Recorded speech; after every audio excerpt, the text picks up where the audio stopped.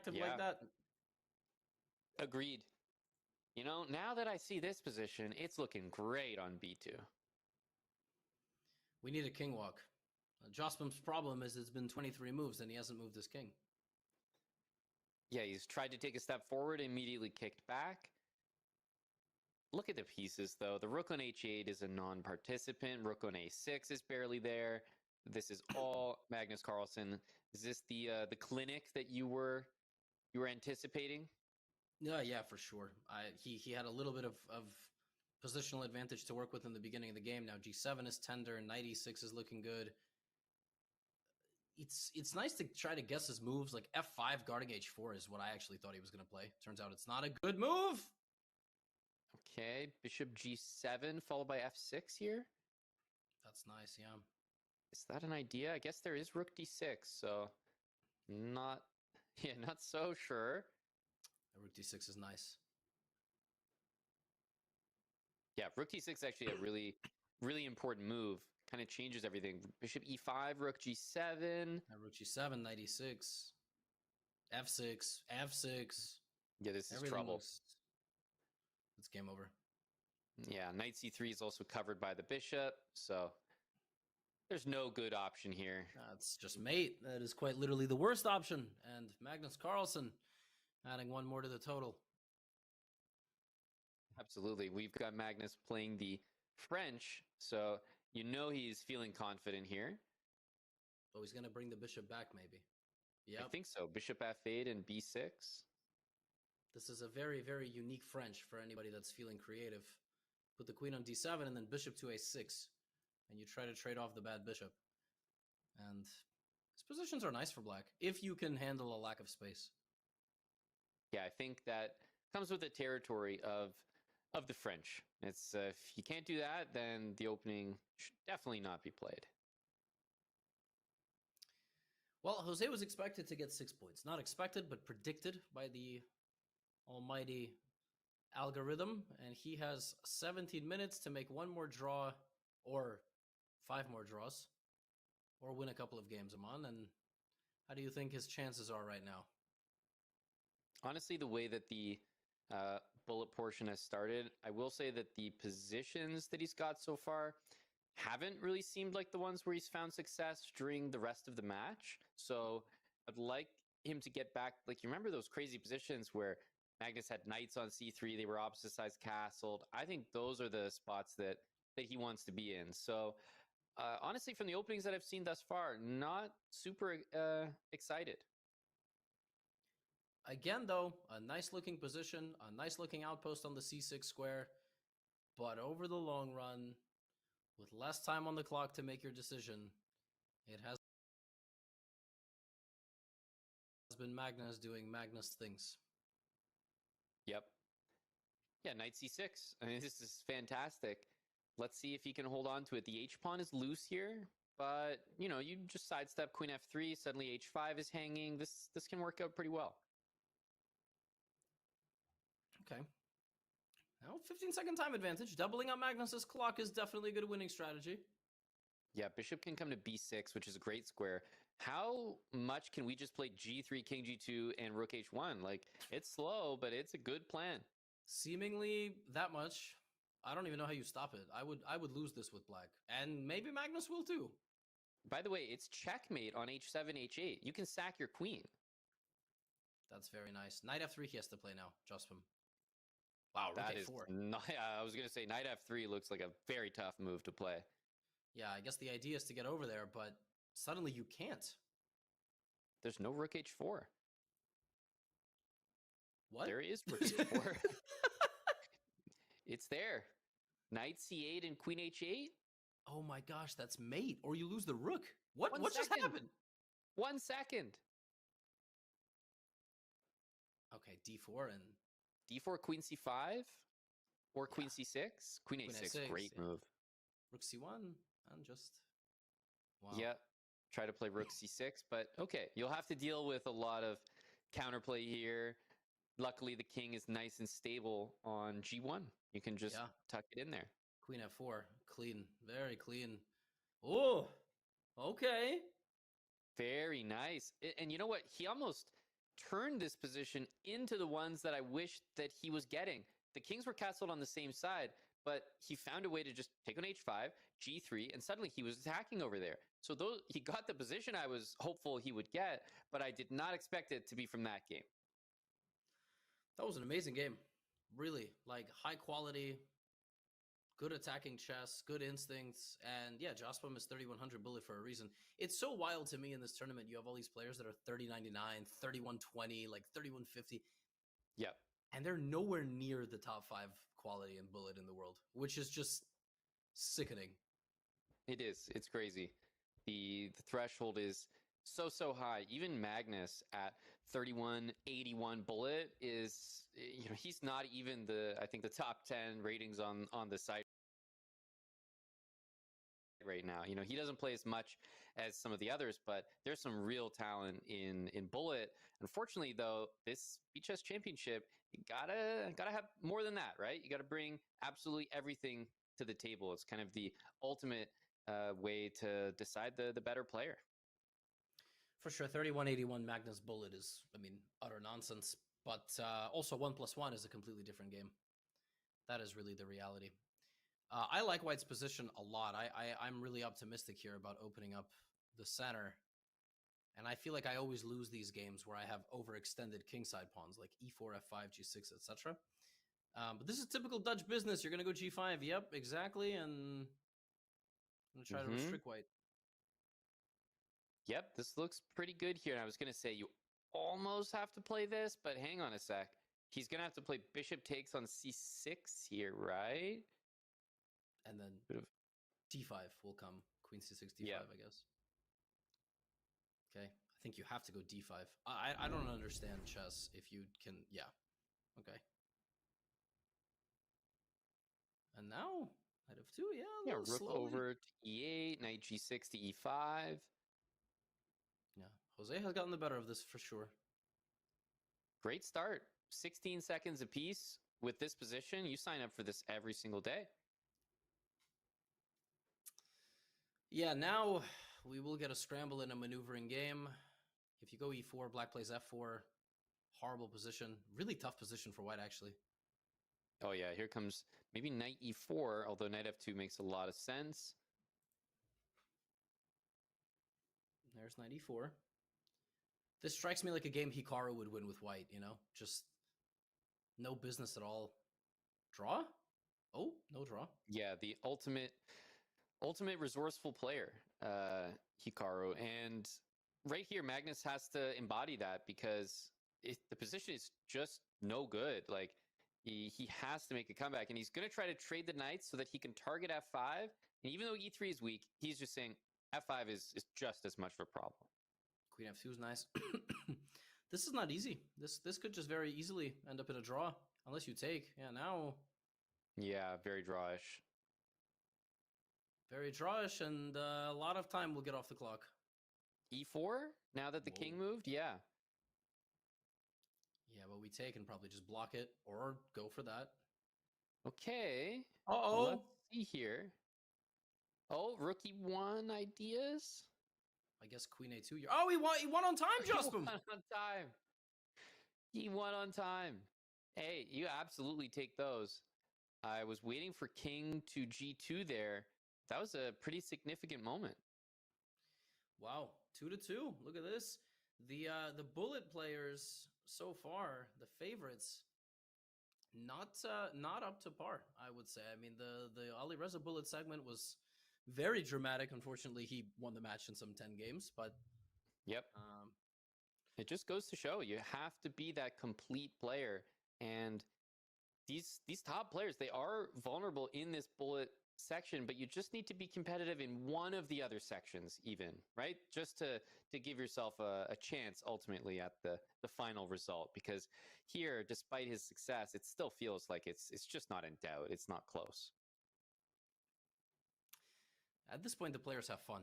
Magnus this game played in Alekhine's defense, just surveying every single opening. And that is nice. I mean, when you have a win in your back pocket and you just get to survey different openings and play different structures, it's quite fun. Wouldn't say I recommend it for aspiring players. It can be a little bit tough to play 10 different openings in one setting, but The wrong thing to get used to. yeah. But Magnus is able to do a d4 clean move. Might be heading to a early endgame. Wow. Or we might get mated. That also is a possibility. Because Whoa. I guess you have, I was going to say, bishop f5 is a bit strange. I thought maybe simply queen takes d4, but also queen e4 check. Okay, Gotta so like the position here. Clearly something went a bit wrong there. Yeah, at this point, look, you're doubling rooks on the d file. Maybe you're playing b3, king b2, just slowly organizing things. King c3, b4. This is definitely in Jose Martinez's favor. Bishop f3, I like. Yeah, rook d5, rook b5. I was maybe trying to put a bishop on c4 as well. He's playing very nice. He's playing super GM level chess. Just small improvements. Nothing too quick. Yeah, there's also bishop b6 as an idea. I'm just to try to pick off the a pawn. Every move from Jospem is just fantastic.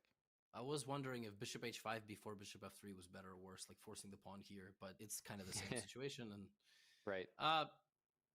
Whoa!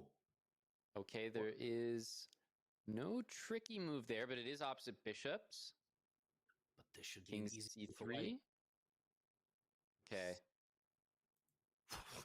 Wow, Magnus plays it. He understands that the opposite colored bishop endgame is holdable. What?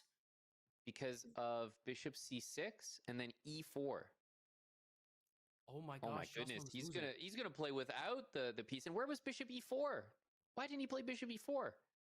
Oh, he lost the bishop. Oh my gosh! What a trick! And my face was the same as Jose Martinez there. It's just, oh, you dog, you. How did you get me again with that? Just amazing, honestly. To have the presence of mind, Amon, to understand you can just trade the rooks into the bishop endgame.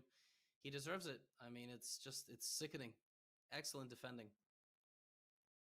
Wow, another point, and it looks like they're both kind of wondering maybe where the next game is. There's no break in the 1+1, so yeah, we know these guys are both here to play. You can just tell, like, Jose Martinez he's putting on a great show at this point. 14.5 to 15 to 5.5. He has won a few games back in the bullet, and he was expected. The expected result was 18-6. Magnus looking very perplexed there on camera. I don't know if we can pull him up. Yeah, I'm not sure what the, like, maybe if they thought one of the players was looking to pause for any reason, but honestly, they both look like they're ready to go. So, is there a Speed Chess Championship button where with 5 minutes or less you can call the match, a mercy rule, and so sponsored by? I was actually inquiring about this. There is one, and you can only activate it in the last 10 minutes of the match. So literally right now. So it's funny that you say that because there actually is one, but I think the deficit maybe has to be like 10 games and, in the last 10 minutes, something like that. I think it's hardly ever been activated. I see. Well, it could be if it was, if had a good sponsorship behind it. So somebody who makes buttons should hit up the chess.com partnerships team, and then somebody would smack the button, and that would be that. But yes, Jose not pressing any buttons. 7 minutes remaining. They both look disturbed there that they have to play more chess, but good showing in the bullet. 3-2 so far, Amon, and pretty good games. Yeah, I was having this sort of I was thinking to myself during the last match, how do I feel about this? Is it full credit to Jose? I think he deserves a ton of credit, but at the same time, I want to recognize that I do think Magnus would bring a different bullet level if it was on the line, if it was make or break bullet. So the fact that he's already won the match, I do think is playing into a little bit of Jospem's success. But, I had the same feeling last match, and Minlay really came out and just showed up against Ali Reza. So you can't take anything away from the performance here. Absolutely. And the wide range of games and openings that we've played, there are some Speeches Championship matches which are literally the same two openings for 4 hours straight.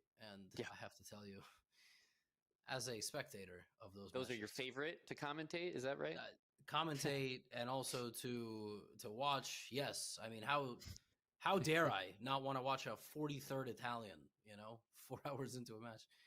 Um, so I like how Jose is playing. He's playing very exciting and interesting chess, and well, I complimented him, and now he's winning. Keep it up. I mean, why stop now? Yeah, he just won a pawn. That's what happened, and we saw Magnus relax. Aman, I think this also happened against Hans Niemann in Paris in the last finals. Oof, look at this, sacking a rook, pawn promoting. He just relaxed in the end, and the score total was a lot closer than it could have been. Mm-hmm. Yep. And the bishop on e3 is going to be a problem here. It's getting targeted. Now this supports b2 as well. Maybe rook e2, b2. Nice move. Nice move. Combo. Oh, even better. Even Nice. better. The rook on f4, absolutely no coordination. Yeah, you can play b2 here. White is completely stuck. What a position. And there it is. 100%. Going to be on time, but that was just a beautiful game and a great sacrifice. Recognizing rook takes f8, no brainer, not even going to consider other options. We have another Philidor. I expect complete chaos. There we go. Right on cue. Pawn to g4. Yeah, this is actually a theoretical move, pawn to g4, but an old one, which has definitely got some mileage on it. Yeah, the idea is just you give up the g-pawn, in case anybody's confused, but you have a very active rook on the g1 square, pressuring the entire length of the board. And White's position is very nice. The problem is the other guy. He's rated really highly. So c5 is nasty. And c4 ideas. I'm not too familiar with bishop d3, knight e2. That doesn't feel like the most aggressive way to play the position. Maybe the idea is knight g3 into f5. Well, evidently it's going to pay off, because I think you could even take and go for the c5 idea. Okay. He just goes right away. We saw this actually earlier in the match, and I think, yeah, taking an e5 would have been pretty nice there. Pawn takes f6 for the boys. Nope. No. Look, I appreciate your suggestion, and I co-sign it. Yeah, I get the feeling Jose is very much a player who likes to play with the pieces on the right squares, before he does anything else. And I don't think about the right squares at all. I'm just like, let's just attack something. So you have to respect it, because he actually is giving Magnus some fits and bullet. I mean, we're looking at a 4-3 Jose lead in this segment. Yep. Yeah, if he closes this out, that's exactly what we're looking at. And we're going to get most likely one more game after this. So there's time. Rook g4. That's an immediate rook takes e4. You might say question mark, but rook takes e4 looks very difficult to meet because of knight takes f6. Yeah, you snap take here and get hit in the face with c5, bishop b7 like you deserve, and that's the end of your initiative, or something else that's going to be concluded. Not queen b7, though. Yeah, a little suspicious. Mainly because, honestly, I think you could have just taken on h8, and the d6 bishop would be loose. Oh my gosh, now the king's gonna... It's a king walk! Okay, this is good. This is good. King c1 is the better move. This feels like those puzzle rush ones where you have to pick the right king move, and it's like, oh my goodness, another win on time! Yeah. Magnus is a little drowsy there. I don't know. Here we go. Hey, King e2. This is what it's all about. It's a bomb cloud on the board. Magnus going king to e2. What Sicilian defense King David's opening is what chess.com say. Who is that? Shout out to King David. Yeah. Oh my god. Knight h6. Oh my. What? David okay. Howell. Oh, that's King David. So wait a minute. Who do we have to contact at chess.com? I got a few openings I'd like to get named properly after myself here. Yeah, don't you have a variation? Did they call the Amon England I Gambit? actually have a variation, Levy, and I don't see it. And then I go on the analysis board and I play the cow, and it says Anna Kremling's opening. I'm like, it's just ridiculous. Like, it is ridiculous. Come on, You know give me what? something around here. I gotta talk to management. Yeah, this is what happens in the last minute of a not close Speechless Championship match. We talk about naming openings, and Bon Cloud is played. King I did not E2. know. King David, yeah. For the record, Magnus's position is not good, and it's because he cannot castle. So let's just call it like it is. Yep. Yeah, this position you'd actually assume might be good for white, but you'd assume that based on castling in either direction. You never could predict that those moves are illegal here. Yeah, this one's a little rough. Good energetic play there from Jose.